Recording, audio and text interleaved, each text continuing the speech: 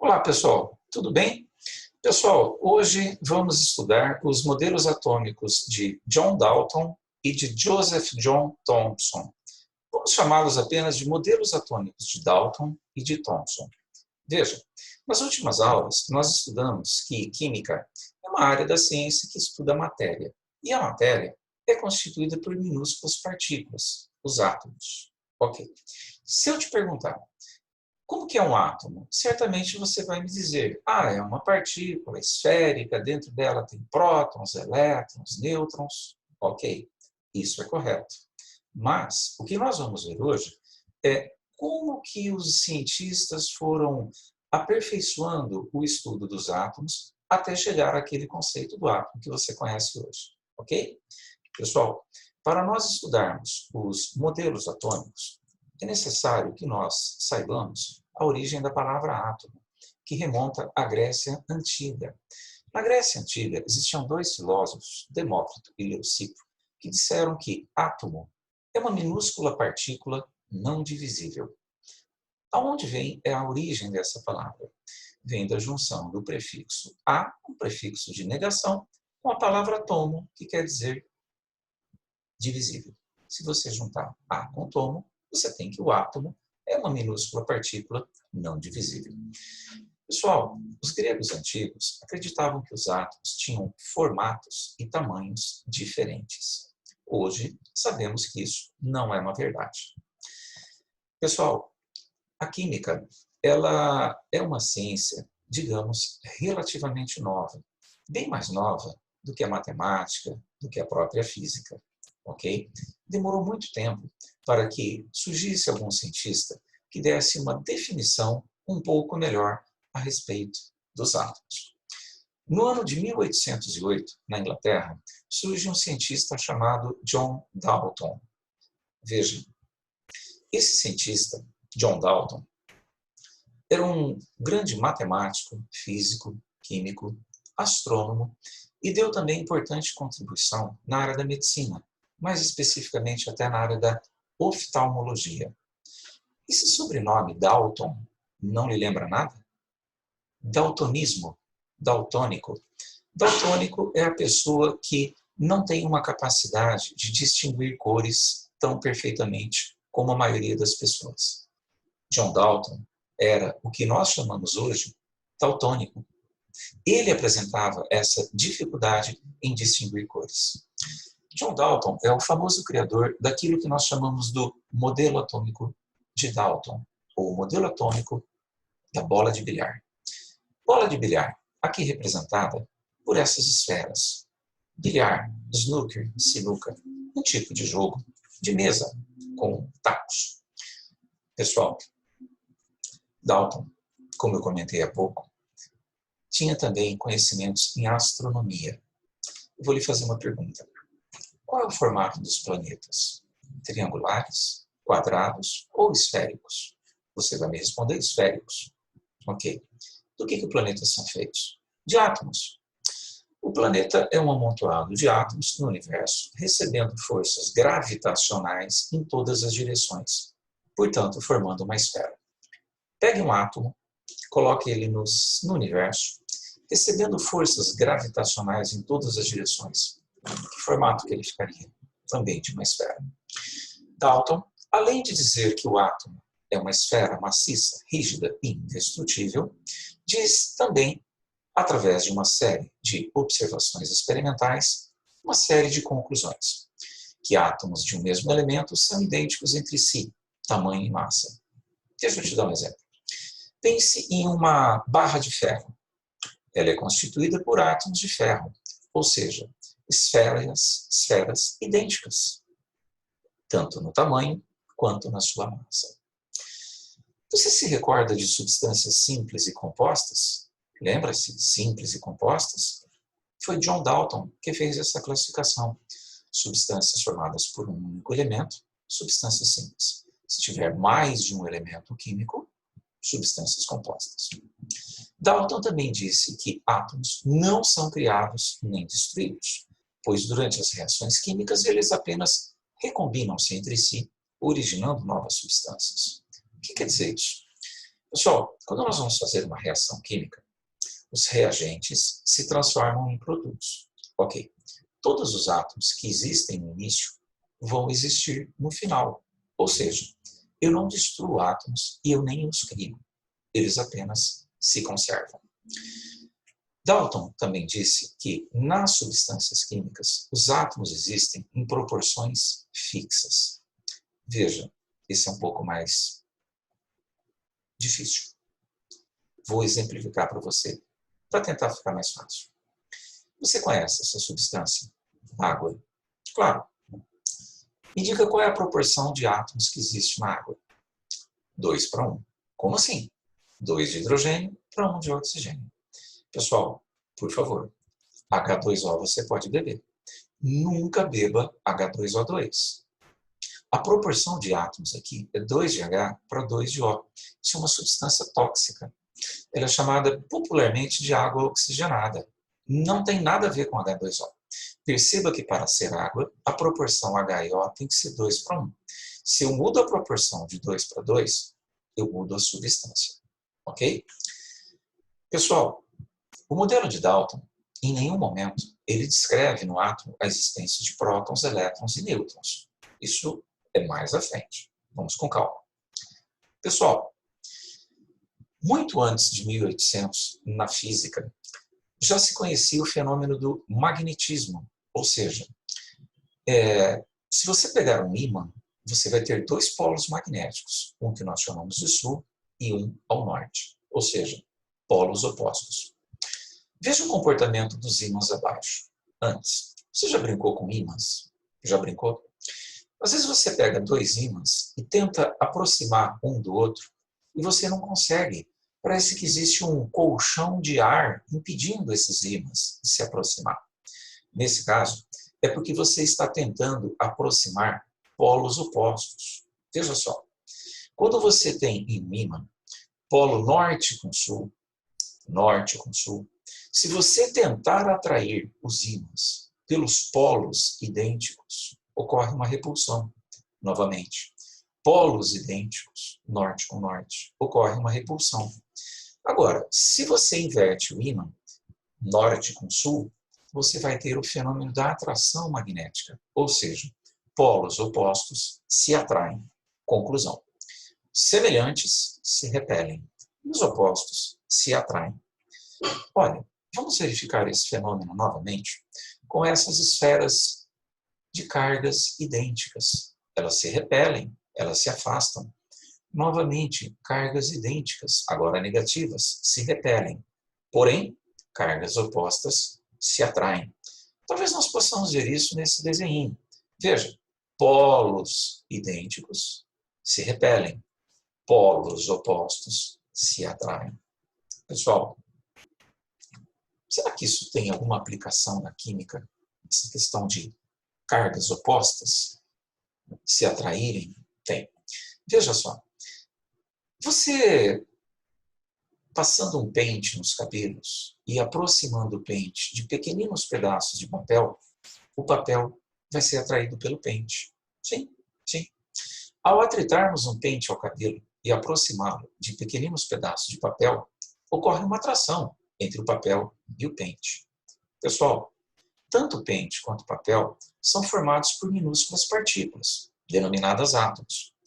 Pessoal, se está ocorrendo uma atração entre o papel e o pente, significa que existem partículas opostas presentes dentro desses átomos.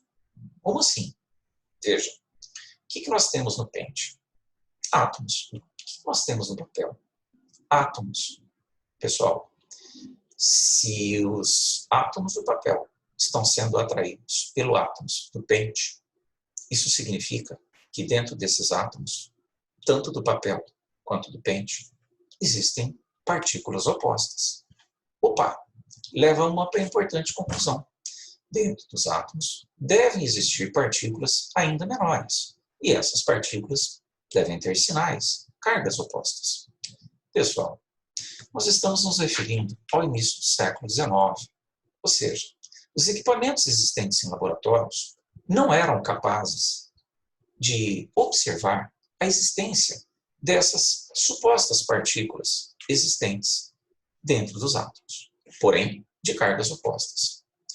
Até que, passados quase 70 anos, um cientista chamado William Crookes vai fazer um experimento em que ele vai demonstrar que dentro dos átomos existem essas partículas.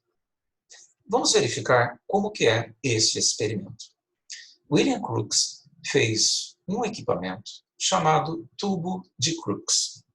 Pessoal, esse tubo é um tubo de vidro onde eu criei vácuo, ou seja, eu tirei o ar daqui de dentro do tubo. Pessoal, nessa época, em 1875, já era conhecida a energia elétrica. Já existiam baterias, pilhas. Você já colocou uma pilha em um controle remoto? Você pode colocar a pilha de qualquer modo, ou você tem que obedecer os polos, os sinais, as cargas da pilha. Tem que obedecer as cargas, né? Pois bem, pessoal, naquela época, a eletricidade, os polos de uma pilha, de uma bateria, isso já era conhecido. Já era conhecido. O que foi feito por William Crookes? Ele colocou dentro desse tubo de vidro, previamente evacuado, uma placa metálica. Essa placa metálica foi conectada a um gerador de energia elétrica, conectada ao polo negativo. Repito, dentro do tubo, uma placa metálica. Atenção, dentro dessa placa metálica, o que nós temos? Átomos de um metal. E esta placa metálica foi conectada ao polo negativo. Pessoal, no outro extremo do tubo foi conectada uma placa positiva. Pessoal, quando ele passou energia elétrica, imediatamente ele observou um feixe de partículas saindo do polo negativo indo em direção ao polo positivo. Como assim? Dos átomos desse metal, estranhas partículas estavam saindo, indo em direção à placa positiva. Pessoal, se a placa do lado de cá é positiva e ela está atraindo esses raios, obviamente esses raios têm carga de que sinal? Negativo. Opa, isso significa que Crookes demonstrou o quê? Que dentro desses átomos do metal existiam minúsculas partículas de sinal negativo, uma vez que elas eram atraídas por uma placa positiva colocada do lado de cá. Bem, no início, esse feixe de partículas luminosas foi chamada de raios catódicos, porque eles saíam de uma placa negativa chamada cátodo. Ok? Pessoal, por enquanto, o que William Crookes provou é que dentro desses átomos do metal existem partículas negativas. Um outro cientista, chamado Eugene Goldstein, fez uma modificação no experimento de William Crookes. Deixa eu mostrar para você, com calma, como que é o experimento do Eugene Goldstein. Você se lembra do tubo de vidro? Ok, aqui está ele, tubo de Crookes. O que foi feito aqui mesmo? Foi colocada uma placa metálica. O que tem nessa placa metálica? Átomos de um metal. O que nós fizemos mesmo com esse metal? Ah, sim, passamos energia elétrica nele, né? Ou seja, conectamos aqui um polo negativo e do lado de cá um polo positivo, ok? Pessoal, quando aplicamos uma energia elétrica, saiu um feixe de partículas indo em direção à placa positiva. Pessoal, isso nós já vimos. Se essa placa é positiva, significa que essas partículas são negativas, ou seja, são elétrons vindo dessa placa metálica. Porém, Goldstein faz uma pequena modificação no experimento. Ele perfura esta placa chamada cátodo, faz alguns orifícios, alguns buraquinhos. E agora ele observa que por esses orifícios, por esses buraquinhos, também começa a sair um feixe de partículas, um feixe luminoso, que inicialmente ele chama de raios canais. Pessoal, observe. Essas partículas, elas começam a ser atraídas. Olha o movimento de queda delas. Essas partículas começam a ser atraídas por uma placa negativa. Pessoal, se essa placa é negativa, isso significa que esses raios são partículas positivas. De onde eles estão vindo mesmo? Desta barra metálica. Isso significa que dentro dos átomos dessas barras metálicas existem tanto partículas negativas quanto positivas. Qual o nome que foi dado a essas partículas? As negativas, elétrons, e as positivas, prótons. Conclusão, nós temos que dentro desses átomos existem dois tipos de partículas, os elétrons e os prótons. Porém, pessoal, o Goldstein, ele não compreendeu na época muito bem os resultados desse experimento.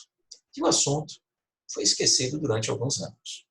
Porém, em 1897, um cientista chamado Joseph John Thomson começa novamente a estudar aqueles raios que saem das placas metálicas quando submetidas à energia elétrica. Pessoal, você se lembra do tubo de Crookes? Olha ele aqui. Aquele tubo de vidro, onde bem numa extremidade eu tenho um polo negativo, uma placa metálica. Do outro lado, um polo positivo. Pessoal, você está vendo esse equipamento aqui? Isso simplesmente é um gerador de energia elétrica. Ou seja, ele está mandando energia elétrica para cá. Não se esqueça, se isso é um gerador de energia elétrica, como se fosse uma pilha, isso tem polos, positivo e negativo. Aqui o polo negativo e para cá o polo positivo. Observe o que acontece.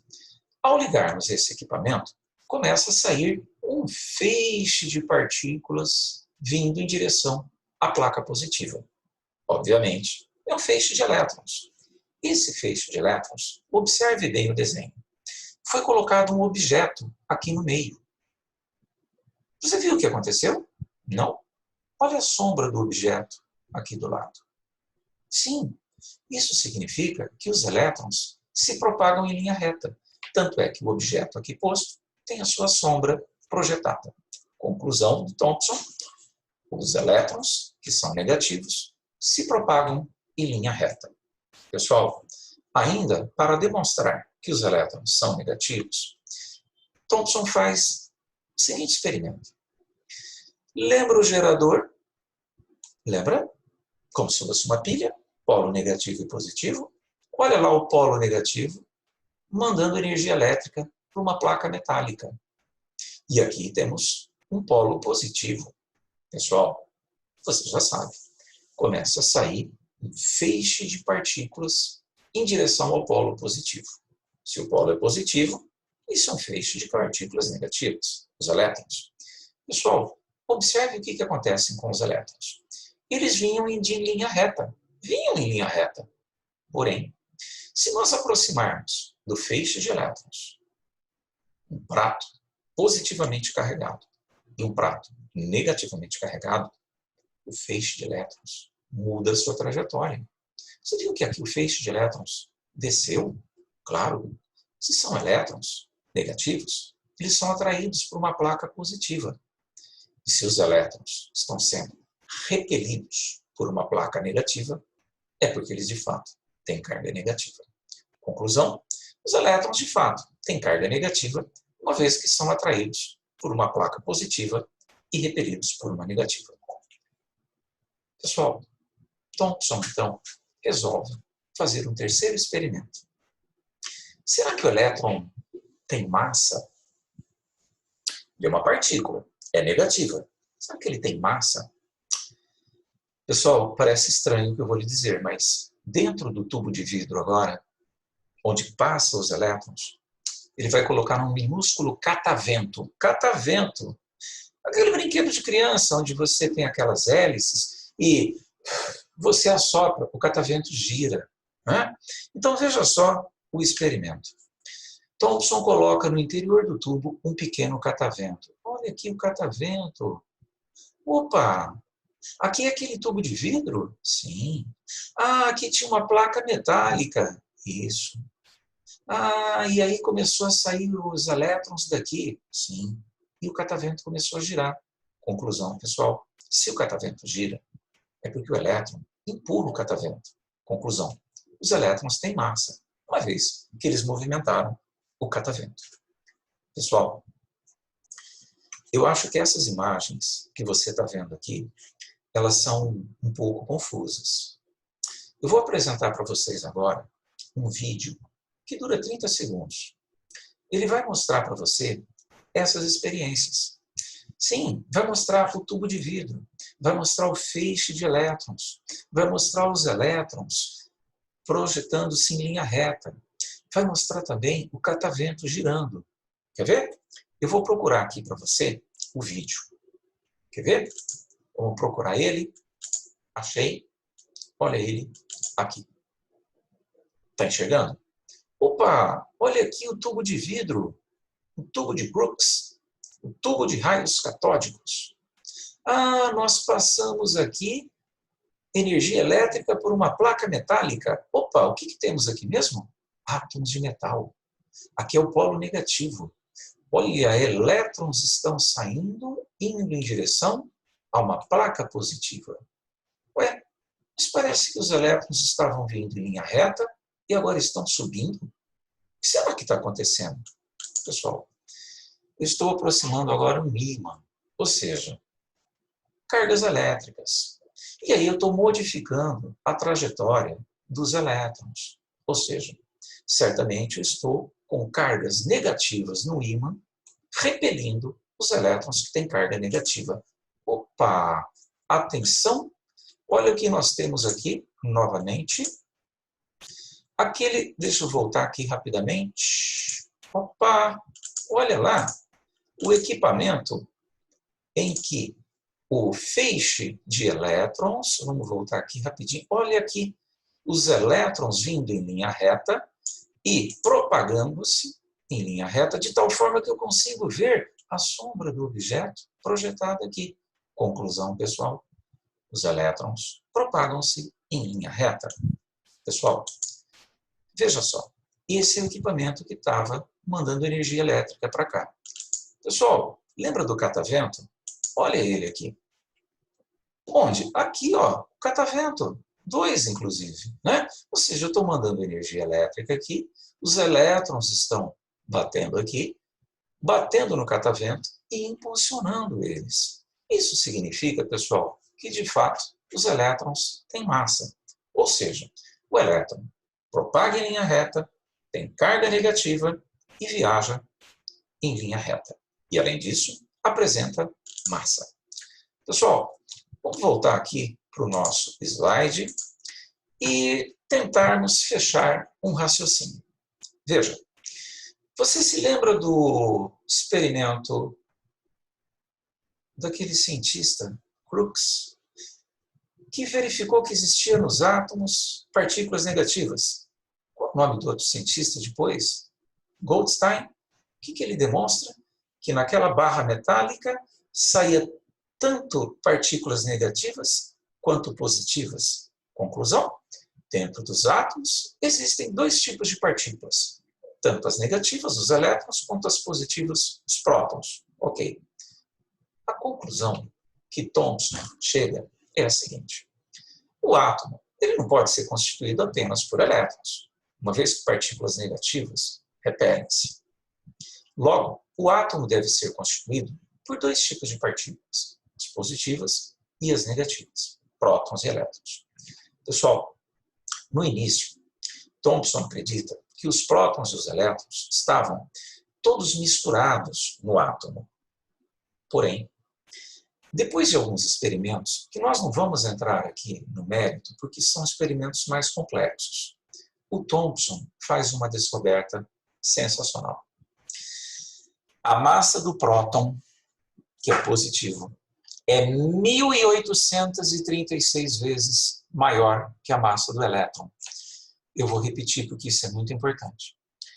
O Thomson descobre que a massa do próton é 1.836 vezes maior que a massa do elétron. Pessoal, Se uma coisa é 1836 vezes mais pesada do que outra, ela deve ser maior. Portanto, o Thomson imagina o átomo sendo constituído por uma esfera positiva, onde dentro dela eu tenho minúsculas partículas negativas, bem leves, os elétrons. Esse acaba sendo considerado como o modelo do pudim de passas. Eu, pessoalmente, não gosto muito desse nome. Eu gostaria que você pensasse que o átomo, de acordo com Thomson, ele é parecido com o interior de uma melancia. Sim, uma melancia. Você achou a melancia aqui? Olha ela cortada. Pessoal, você está vendo essa parte vermelha que nós comemos da melancia? Ok. Você está vendo essas sementinhas? Olha, seriam os elétrons. Enquanto que essa parte aqui, ó, mais pesada da melancia, os prótons. Então, nós temos que o átomo, de acordo com o conceito de Thomson, se assemelha a essa parte interna da melancia, onde a parte vermelha seriam os prótons e no seu interior partículas negativas, os elétrons, de massa relativamente pequena. Tá? Pessoal, nós sabemos hoje que o átomo não é bem assim, mas já demos um grande avanço. Né? Saímos de uma partícula esférica para uma partícula que tem carga positiva e negativa, misturadas dentro do átomo. Ok? Em breve teremos modelo atômico de Rutherford, ou seja, vamos aprender sobre depois o núcleo contendo prótons e nêutrons e os elétrons girando ali na eletrosfera. Isso vai ser objeto de estudo de uma próxima aula. Ok? Até mais, pessoal!